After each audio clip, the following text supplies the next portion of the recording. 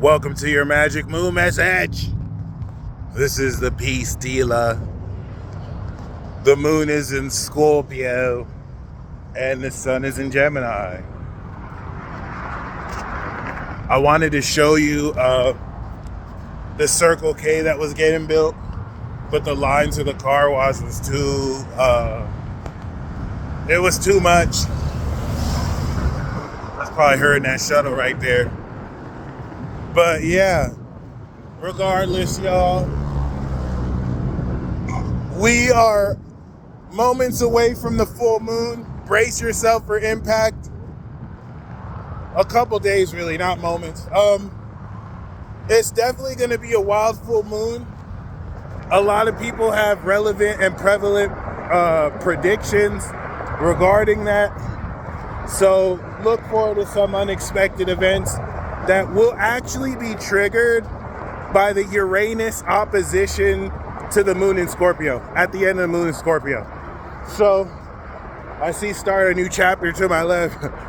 The significance of this is once we get to the full moon in Sagittarius, that is a 2-week preparation or really harvest and completion that's going to bring in this new wave in Cancer. We're going to have Jupiter enter Cancer in like another 3-4 days. All right, so everything's set in place. May I remind you, of course, that the quality of Scorpio represents purity and psychoanalytical wisdom. So like I mentioned before, the moon in Virgo allowed us to come into an analytical understanding of our thought patterns, our mindset, our thoughts, our words, and more so, the real way in which we understand how our behaviors align with our mindsets, how our habits align with our ideas and our attitude. Then, of course, the moon in Libra, in adjusting our habitual understanding and really understanding the facts of what we're saying, enabled us to now fully express how creatively, understanding the social context, we can fully, speak this truth or just speak our ideas. And now the moon in Scorpio, bridged from Libra, is going to provide a psychoanalytical understanding to go deeper from the physical base that Virgo has, of course, detailed. I like to say Virgo is precise, Scorpio is specific. Like the stinger that's gonna sting you in a specific spot. That's how sharp their focus is, or that's how sharp Scorpio focus is. What's also key about this is you want to see this Scorpio transit as the super glue. Remember, Leo, Virgo, Libra, and Scorpio are the supers, right? So Scorpio is the second octave of super strength. Leo is super strength through heartfelt courage and that anime like energy boost you get. But Scorpio is like a psychological super strength that can walk on pins and needles and somehow didn't die. That being said, this is going to be the super glue that ties together everything you have activated since the new moon. So let's go through that analogy I said, where we planted the seeds, right? And we activated a new mindset. Something that I've always known my whole life. But, for example, if I give you an example of how this is going, we'll use something I've always known my whole life, but started really embracing. I'm sexy. That was the new moon intention. I'm sexy. Yeah, I just said that's just the idea. I'm sexy. I'm sexy. You know what I'm saying? I'm so sexy. No, I'm sexy. Then we put the moon in Cancer. We gave it feeling. Ignore the crust on my face, because I'm so sexy. You see how, you see how you felt that? You see how you felt that? Some of you are like, I didn't feel it. Okay, cool. I'm sexy, Gemini, moon in Cancer. I'm so sexy. You can feel that. That moon in Leo. I'm so sexy. Yeah, I am. Okay. So it was like, yeah, you are. No. All right, cool. So that was just the activation. We had to activate, like Kevin Hart says, say it with your chest. That's it's moon in Leo, bro. Gotta say it with boldness. Gotta project it. So I'm sexy. I'm so sexy. I'm so sexy. I'm sexy. And then now the moon in Virgo gains us now integration. I'm so sexy. I mean, yeah, I got crust on my face. Maybe if you can barely see it, that doesn't stop me from being sexy, because I'm realistically sexy. I'm getting looks left and right. Boom, then moon in Libra. I'm so sexy at 3 o'clock, and you gotta see me on the spot, and you know I'm so sexy where I go. See, yep. It's just I have choreographed dancers behind me also like, sexy. All right, I didn't bring the dancers with me. And then moon in Scorpio. Sexiness is a social construct that I don't just embody. I live and breathe. You were coddled by cutesies. I was born in sexiness. I was molded in sexiness. Sexiness is everything. You see, I was just intense for no reason, just OD. And that's really it. And then we get to the full moon in Sagittarius, and I strip, and I'm like, I'm sexy, look at my penis. And then boom, I go to jail for indecent exposure, because Sag is that wild. But we're not there yet. You feel me?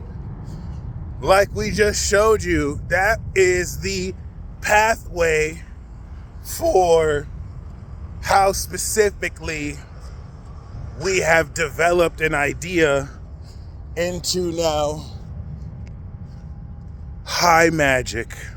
So as you can see, the moon in Scorpio is going to transition from an artsy, creative understanding in Libra to a much more deeper, locked in, transformative behavioral pattern.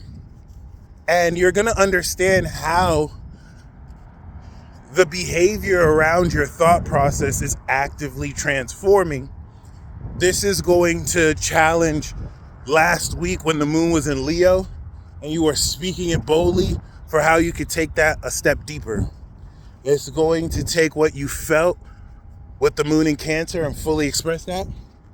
And like we said, it's going to integrate and be the super glue to tie together everything you have pretty much established relative to, of course, your initial idea and thought.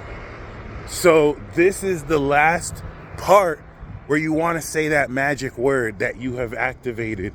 Or if you haven't activated a magic word, you want to really focus on what new mindset and thoughts you're activating.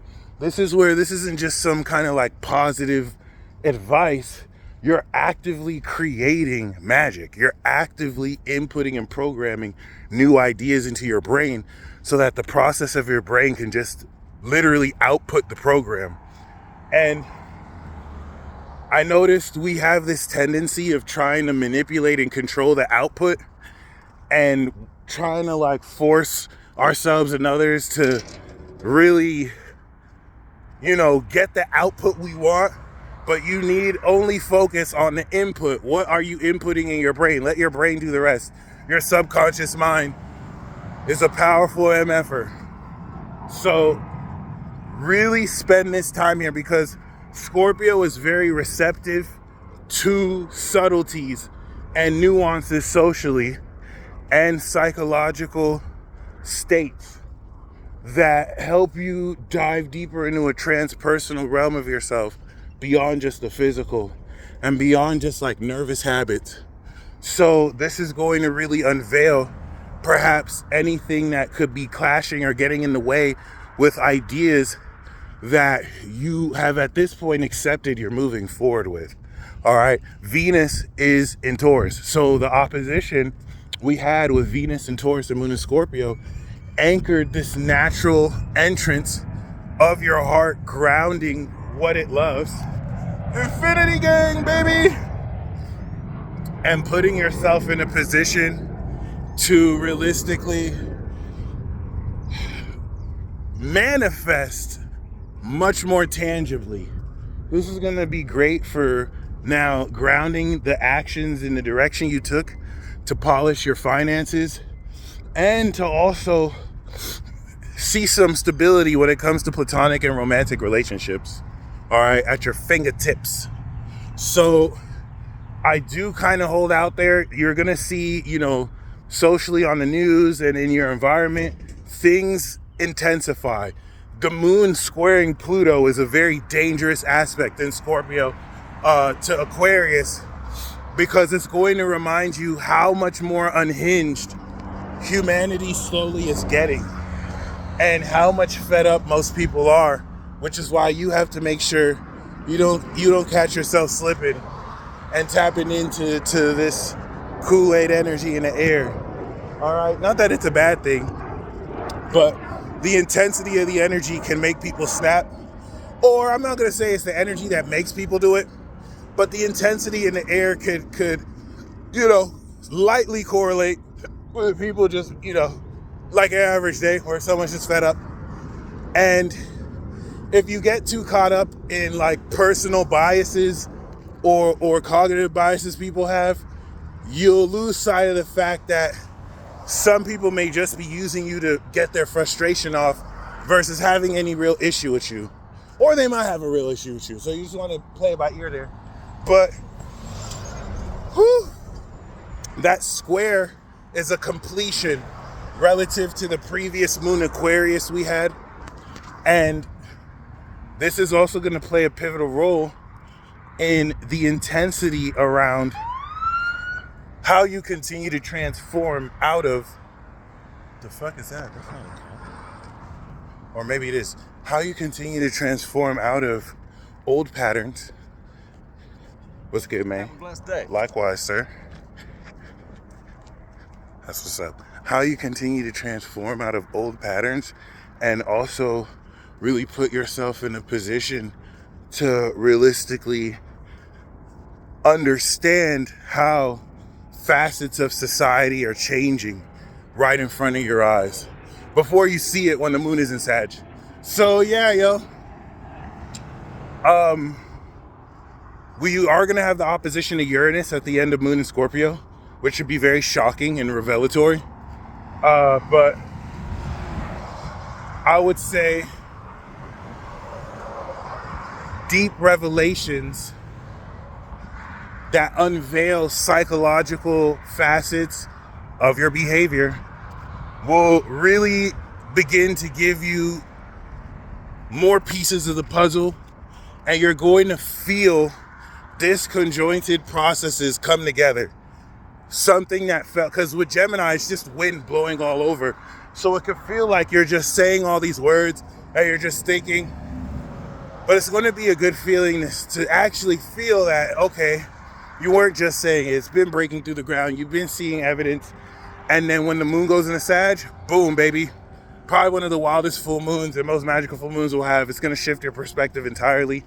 And we ride it dawn. That being said, this square to Mars and Leo will also make sure you're prepared and challenged to stand boldly on what you still stand for and or believe in the face of any social pressure, whether you're by yourself or with others. And yeah, I hope you enjoy this moon message. Comment down below your magic word once again, and what you're excited to see and harvest once we actually get into one of the most magical full moons we'll have this year. Until next time, peace.